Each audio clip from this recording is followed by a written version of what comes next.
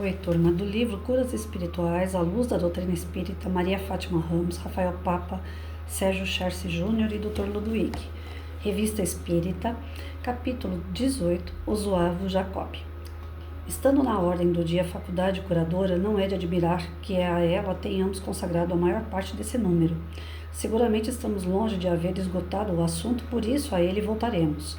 Para apaziguar inicialmente as ideias de muitas pessoas interessadas na questão relativa ao Sr. Jacob, as quais nos escreveram ou poderiam escrever-nos a respeito, dizemos: primeiro, que as sessões do Sr. Jacob foram suspensas. Assim, seria inútil ir ao lugar onde se realizavam, Rua de la Roquette 80, e que até o momento presente ele não as reabriu em parte alguma. O motivo foi o excessivo ajuntamento de pessoas que dificultava a circulação numa rua muito frequentada, num beco sem saída, ocupado por grande número de industriais, que se viam prejudicados em seus negócios e não podiam nem receber os seus fregueses, nem expedir as suas mercadorias. Neste momento, o Sr. Jacob não faz sessões públicas nem particulares. Segundo, tendo em vista a afluência e devendo cada um esperar muito tempo a sua vez, aos que nos perguntaram ou no futuro viessem perguntar, conhecendo pessoalmente o Sr. Jacob com uma recomendação nossa, não poderiam conseguir um atendimento preferencial. Diremos que jamais pedimos e não o pediríamos nunca, pois sabemos que seria inútil. Se atendimentos preferenciais tivessem sido concedidos, teriam sido em prejuízo dos que esperam, e isso não teria deixado de provocar justas reclamações.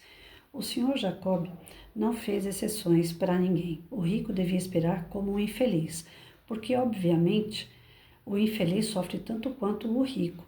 Ele não tem como este o conforto como compensação e, além disso, muitas vezes espera a saúde para ter de viver. Por isso, felicitamos o Sr. Jacob. E se ele não tivesse agido assim, solicitando uma preferência, apenas teríamos feito uma coisa que nele teríamos censurado. Terceiro, aos doentes que nos perguntaram, ou poderiam perguntar-nos, se lhes aconselhamos fazer a viagem a Paris, dizemos: o Sr. Jacob não cura todo mundo. Como ele mesmo declara, ele nunca sabe por antecipação se curará ou não um doente. É somente quando o doente está em sua presença que ele julga da ação fluídica e vê o resultado. Por isso, nunca promete nada e nada responde. Aconselhar alguém a fazer a viagem a Paris seria assumir uma responsabilidade sem certeza de sucesso. É, pois, um risco a correr. Se a pessoa não obtém o resultado, pelo menos está livre de despesas de viagem, ao passo que se gastam por vezes somas enormes em consultas sem mais resultado. Se não fica curado, não pode dizer que pagou por um atendimento que só deu prejuízo. No quarto, aos que nos perguntam se, indenizando o Sr. Jacob de suas despesas de viagem, já que ele não aceita honorários, ele concordaria em vir a tal ou qual localidade para cuidar de um doente? Respondemos: o Sr. Jacob não atende convites dessa natureza, pelas razões desenvolvidas acima, não podendo previamente responder pelos resultados. Consideraria uma indelicadeza induzir em despesas sem certeza, e em caso sem êxito, seria dar asas à crítica. Quinto, aos que escrevem ao Sr. Jacob ou nos mandam cartas para lhes serem enviadas, dizemos: o Sr. Jacob tem em casa um armário cheio de cartas que não lê e ele não responde a ninguém. Com efeito, o que poderia ele dizer? Aliás, ele não cura por correspondência. Fazer frases não é o seu gênero. Dizer que tal doença é curável por intermédio dele, ele não sabe. Pelo fato de ter curado uma pessoa de tal doença, não significa que cure a mesma doença em outras pessoas, porque as condições fluídicas não são mais as mesmas. Indicar um tratamento, ele não é médico e evitaria fornecer essa arma contra si. Escrever a ele, portanto, é trabalho inútil. A única coisa a fazer, caso ele reabrisse as sessões, que erram classificando de consultas, pois não o consultam, é apresentar-se em primeiro lugar, entrar na fila, esperar pacientemente e arriscar a chance. Se não ficar curado, não pode queixar-se de ter sido enganado, porque ele nada promete. há fontes que têm a propriedade de curar certas moléstias. Então, esse daqui eu vou deixar para amanhã. Para amanhã não, para segunda. O que ele está falando aqui é que o Jacob ele parou de atender, por conta que o local onde ele estava enchendo de pessoas e prejudicando os industriais em volta. No segundo, aí ele coloca aqui se existe preferência, né? Senhas preferenciais, se uma pessoa que está mais doente do que a outra pode passar à frente. Ele fala que não, que ele nunca deu preferência para ninguém, não importa se é rico, se é pobre, o tratamento é o mesmo. Depois ele coloca aqui que tem pessoas que já que é difícil chegar perto dele, se pagando para ele ir até a casa da pessoa, ele ia. E ele não aceitou, porque ele não pode garantir a cura da pessoa. Vai que a pessoa gasta com ele, para mandar ele para uma outra cidade, um outro local, para ele lá tentar curar a pessoa. Ele não cura a pessoa, vai ficar bravo de ter gasto dinheiro à toa. Então é um risco, aí ele coloca aqui, é um risco para quem vai até ele, né? Se uma pessoa está em outra cidade, está distante, vai até ele, é um risco de não ser atendido ou não ser curado, e também corre o mesmo risco se fosse chamando ele para ir até a casa da pessoa. Então, por esses riscos, ele não pode garantir a cura de uma pessoa. Ele diz que a mesma doença que atinge a pessoa A ou a pessoa B, pode ser que a pessoa A se cure e a pessoa B não, porque o que depende da cura são os fluidos que essa pessoa vai estar recebendo, que ela já possui, e o plano espiritual, se chegou o momento daquela pessoa se curar ou não. Então, não tem um remédio, uma única forma que se cure várias pessoas ao mesmo tempo. Não, varia de pessoa para pessoa. Aos que escrevem a ele, mandando cartas, manda à toa, porque ele não vai curar ninguém por correspondência. Então, ele nem lê as cartas que chegam a ele. Diz que tem um armário lotado de cartas, que ele nunca leu nenhuma. Então, o que ele coloca pra gente aqui é o seguinte: o médium que é curador, ele precisa de um ambiente para ser feito o seu atendimento.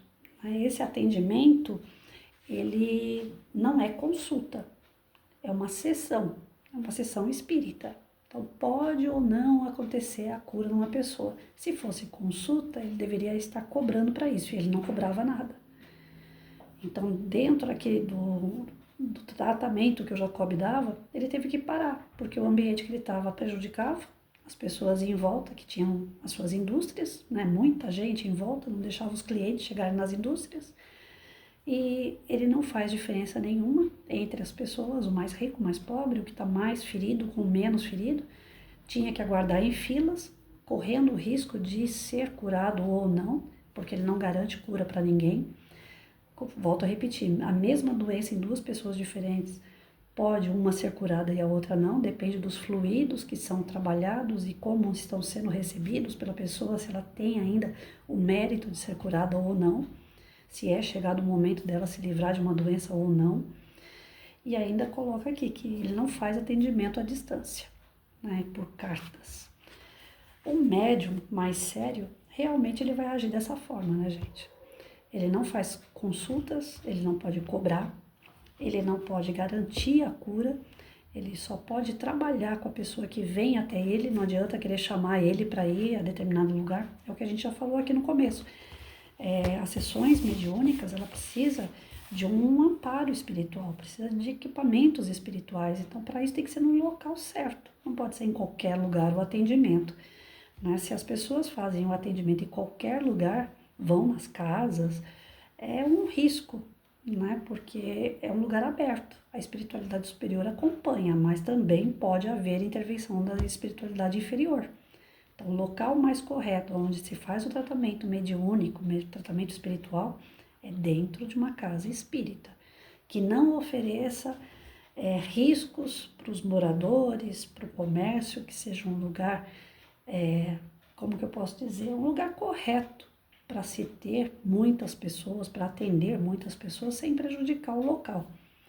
O ideal é que os médiuns se preparem para trabalhar dentro da casa espírita e a casa espírita esteja preparada pelos amigos espirituais para acolher os assistidos e sem cobrar um centavo por isso.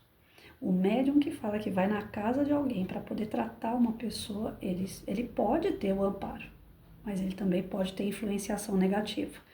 Então, o ideal, casa espírita, médium dentro da casa espírita, onde não perturba ninguém, que possa ser acolhidos, assistidos de uma maneira boa, tranquila, em paz, né? E que esse tratamento todo fique apenas ali, não por cartas. Eu tenho visto aí uma médium, não assisto mais os vídeos dela, estava assistindo no começo, mas não gostei de algumas posições que ela se coloca, então a gente segue aquele que fala a mesma língua que a gente, ou que a gente aceite a linguagem dele, né? Então teve algumas coisas que ela falou que eu não gostei sobre a doutrina, não sei de onde que ela tirou e também não estou aqui para ficar rebatendo com ela, só que eu não gostei de alguns vídeos dela e aí eu não sigo. Mas eu vejo que tem pessoas que mandam cartas para ela, pedindo a comunicação de parentes do plano espiritual. E pelo que eu vi por cima, ela anda respondendo essas cartas. Eu acho duvidoso isso, né? Eu sou Santo Tomé, eu prefiro que a pessoa vá no centro espírita, vai ter o trabalho mediúnico, que é todo assistido pela equipe espiritual superior, e se for de merecimento do desencarnado ou do encarnado de ter uma comunicação entre eles, isso vai ocorrer naturalmente dentro da casa espírita e a carta vai chegar na mão da pessoa. Se a carta não chegar na mão da pessoa, uma psicografia, é porque ainda não era o momento nem do espírito e nem do encarnado de se comunicarem. Então é uma coisa séria. Agora, quando a pessoa, a Patrícia está aqui, começa a chegar cartas aqui em casa, olha, Patrícia, morreu meu avô, Patrícia, morreu meu filho, Patrícia, eu preciso falar com não sei quem que está do outro lado. Eu estudei num grupo mediúnico onde foi frisado para a gente o seguinte, nunca, nunca a gente deve pedir, o telefone não vai tocar daqui para lá, a gente deve esperar o telefone tocar de lá para cá.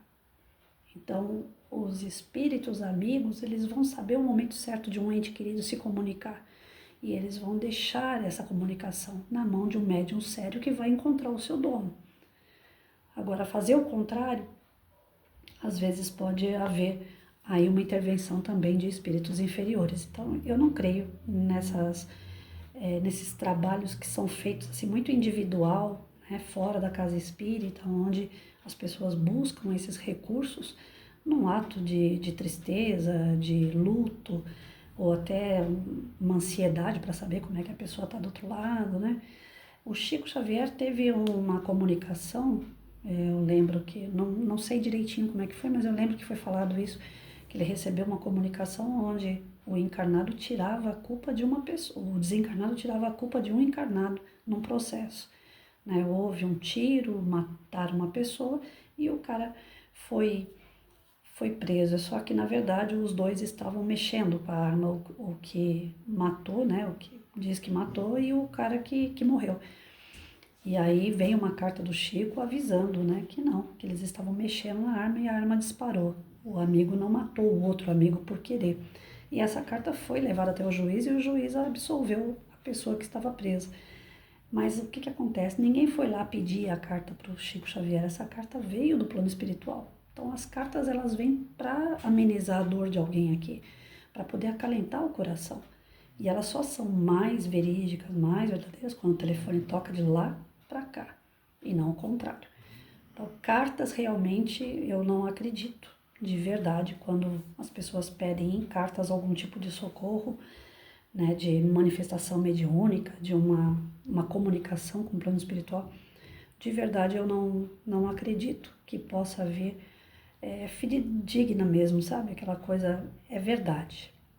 Porque existe aí uma manipulação também do desejo da pessoa, né? Existe aí uma influenciação do encarnado em cima do médium que vai buscar essa comunicação. E quando a comunicação vem de lá para cá, não existe influenciação nenhuma ao médium. O médium nem sabe de quem se trata, nem de como foi, ele só vai procurar o dono da carta. Então eu acho que é mais verdade quando é de lá para cá mesmo. Concordo com o Jacob, de não ler nenhuma carta, porque a princípio quem vai ver, né, o médium recebe carta e não pode nem ler, guarda todas as cartas, é por isso. Porque existe uma influenciação muito grande. Quando você sabe do caso, aí você de repente pode escrever alguma coisa que é sua, e não que está vindo do plano espiritual, por intervenção deles. De repente você quer acalentar a pessoa e você começa a colocar na psicografia, suposta psicografia, algumas coisas suas, para amenizar o sofrimento do outro. Você está tendo uma intervenção aí, você está tendo uma influenciação. E quando vem de lá para cá, não. Né? Patrícia, escreve aí que a mãe do não sei de quem mandou um recado para esse fulano de tal. Eu não sei quem é o fulano, vou ter que procurar o fulano. Mas a carta veio. E aí você acha o dono. Né? Eu acho que é bem mais bonito assim, bem mais sério, do que algumas pessoas aí que estão fazendo cartinha. Tomem cuidado com isso.